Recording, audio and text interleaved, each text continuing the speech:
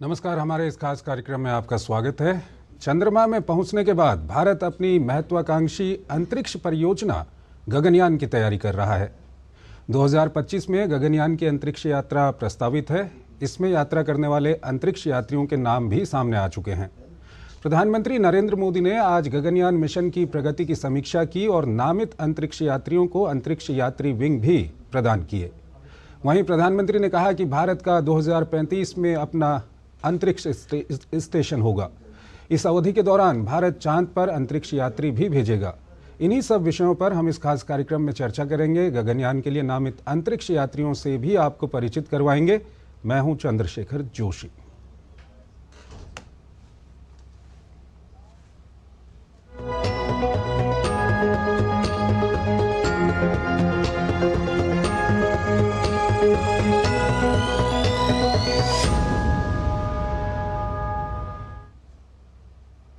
प्रधानमंत्री नरेंद्र मोदी ने गगनयान मिशन की प्रगति की समीक्षा की और नामित अंतरिक्ष यात्रियों को अंतरिक्ष यात्री विंग प्रदान किए।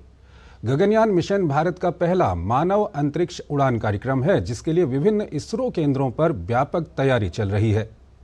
प्रधानमंत्री नरेंद्र मोदी ने कहा कि पहली बार 4 गगनयान यात्रियों से देश परिचित हुआ है। ये सिर्फ 4 नाम या 4 इंसान नहीं हैं, ये वो 4 शक्तियां हैं जो 140 करोड़ भारतीयों की आकांक्षाओं को अंतरिक्ष तक ले जाने वाली हैं।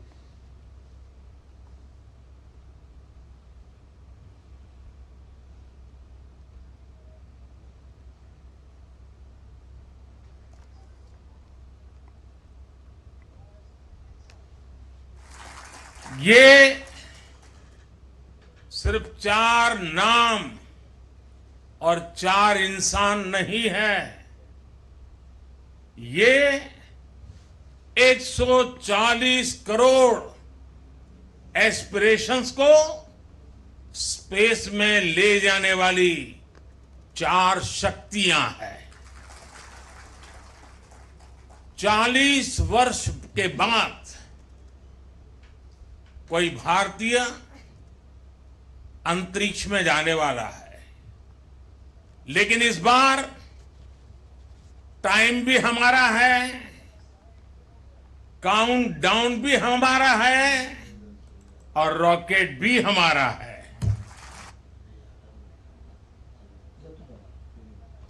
पीएम ने गगनयान के असेंबली क्षेत्र का भी दौरा किया, जहां उन्होंने अंतरिक्ष क्षेत्र से जुड़ी विभिन्न प्रौद्योगिकियों का अवलोकन किया।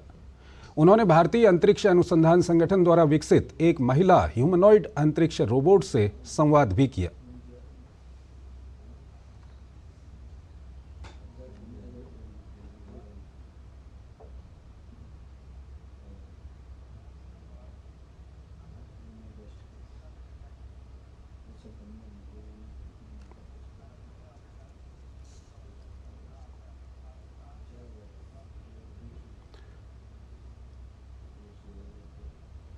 तो ये व्योम मित्र रोबोट है जो 2025 में जब गगनयान अंतरिक्ष में जाएगा, उससे पहले 2024 के अंत में इस रोबोट को अंतरिक्ष में भेजा जाएगा। प्रधानमंत्री ने इस रोबोट से वहाँ पर संवाद भी किया और ये गगनयान जिसके अंदर अंतरिक्ष यात्री रहेंगे, उस मॉड्यूल को अभी प्रधानमंत्री वहाँ पर देख रहे थे।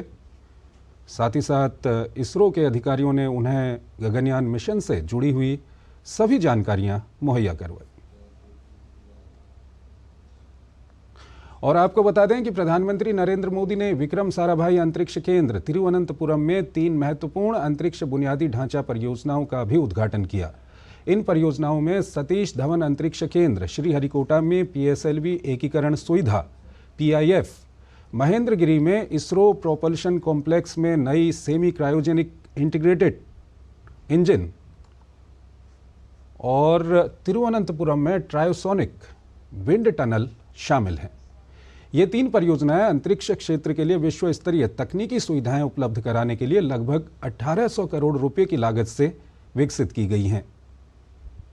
पीएम ने कहा कि आज के समय में अंतरिक्ष कार्यक्रम में नारी शक्ति को महत्वपूर्ण स्थान दिया गया है।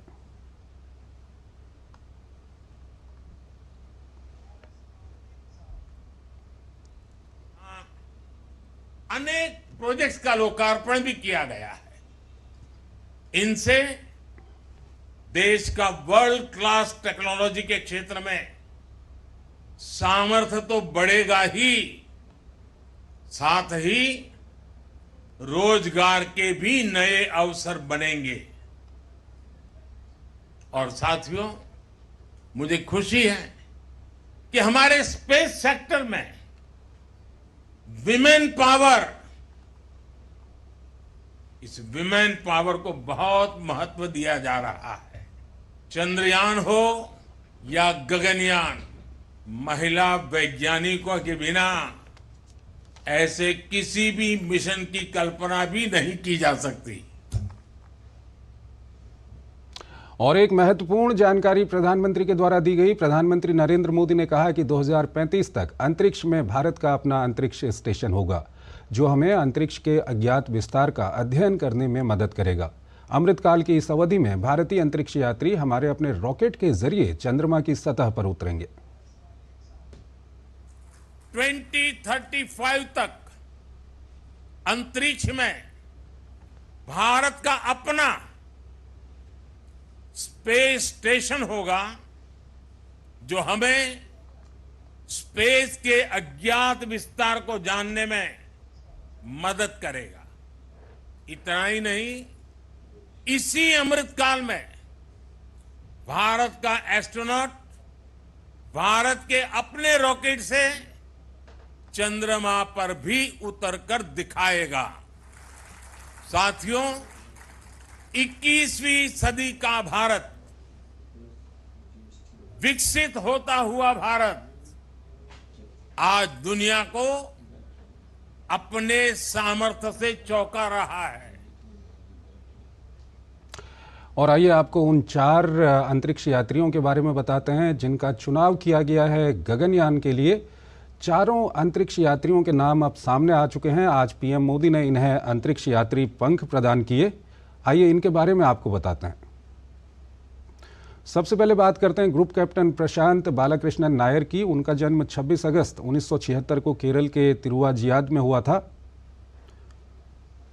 वो दिसंबर 1998 में भारतीय वायुसेना की फाइटर स्ट्रीम में शामिल हुए थे। तो ये हैं ग्रुप कैप्टन प्रशांत बालाकृष्णन नायर, और काफ़ी अच्छा इनको अनुभव है विभिन्न फाइटर जेट्स को उड़ाने का। और जो दूसरे अंतरिक्ष यात्री हैं उनका नाम है ग्रुप कैप्टन अजित कृष्णन। ये आप देख सकते हैं 19 अप्रैल 1982 को चेन्नई में इनका जन्म हुआ था और 2003 में ये भारतीय वायुसेना में शामिल हुए थे। फ्लाइंग प्रशिक्षक हैं और उन्हें करीब 2900 घंटों का फ्लाइंग का अनुभव है। और जो अगले अंतरिक्ष यात्री हैं उनका नाम है ग्रुप कैप्टन अंगद प्रताप। अभी हम आपको दिखाएंगे ग्रुप कैप्टन अंगद प्रताप। 17 जुलाई 1982 को प्रयागराज में इनका जन्म हुआ था, ग्रुप कैप्टन अंगद प्रताप का।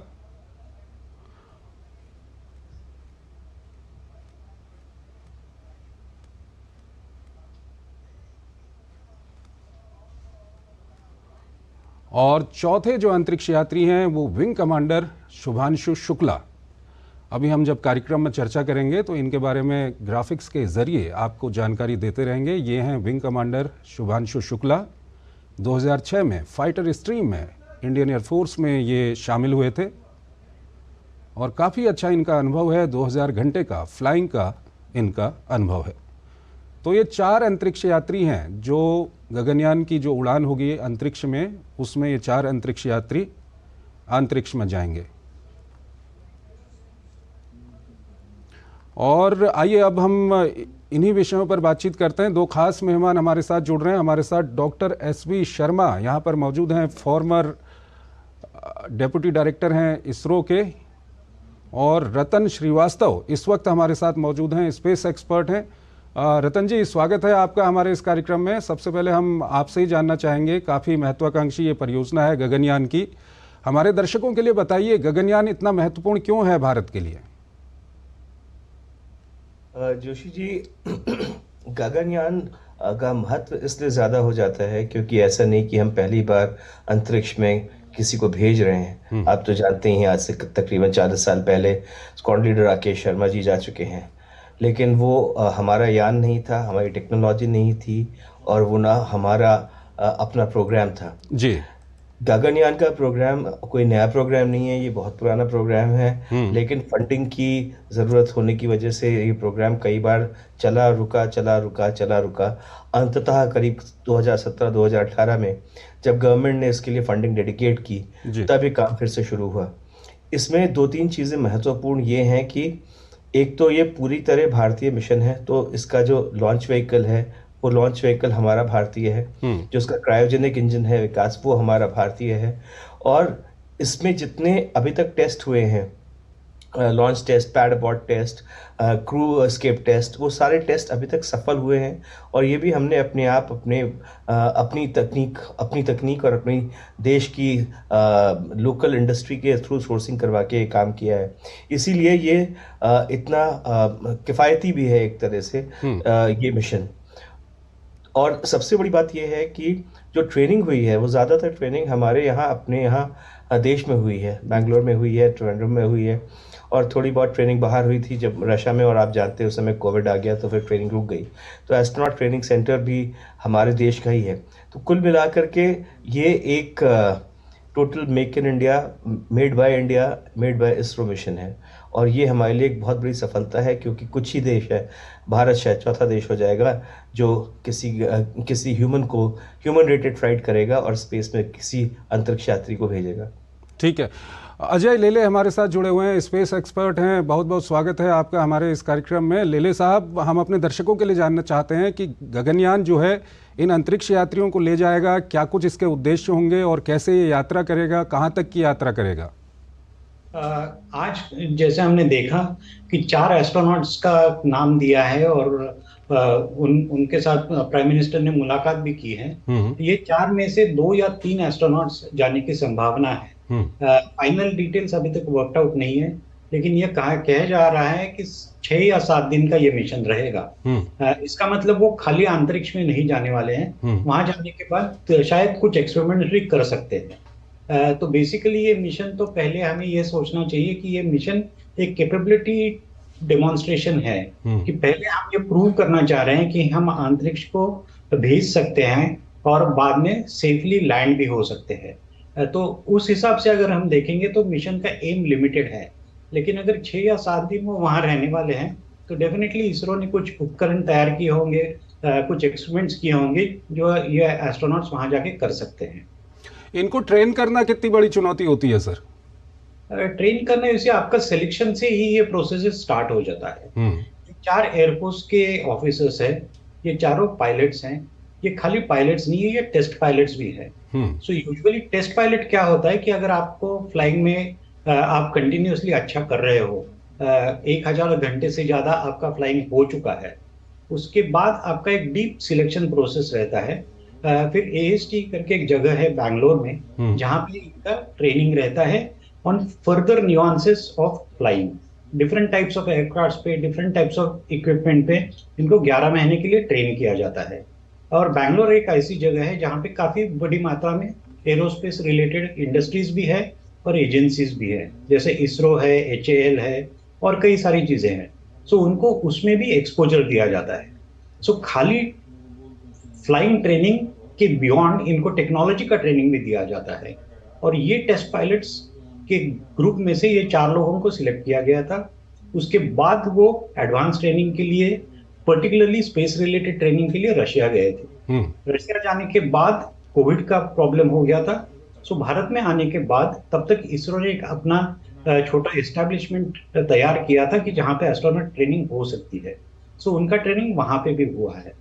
लेकिन मेरे विचार से सबसे महत्वपूर्ण यहाँ पे बिंदु ये है कि ये जो एस्ट्रोनॉट्स हैं वो पूरे प्रोग्राम के डेवलपमेंट में भी जुड़े रहने की संभावना है। क्योंकि क्या होता है, सपोज आप अंतरिक्ष में जाना चाहते हो USA से, तो उनके पास बना बनाया यान है, लोग ट्रेन होते हैं, उसमें बैठ के जाते हैं। लेकिन मेरे विचार से हर स्टेज में जैसे ही गगनयान डेवलप होता जाएगा एज अ प्रोजेक्ट, कुछ ना कुछ या अंतरिक्ष वीरों का भी इन्वॉल्वमेंट होगा। तो उनका जो नॉलेज होगा अबाउट दिस प्रोजेक्ट वो बहुत ज़्यादा होगा as compare to any other group of astronauts.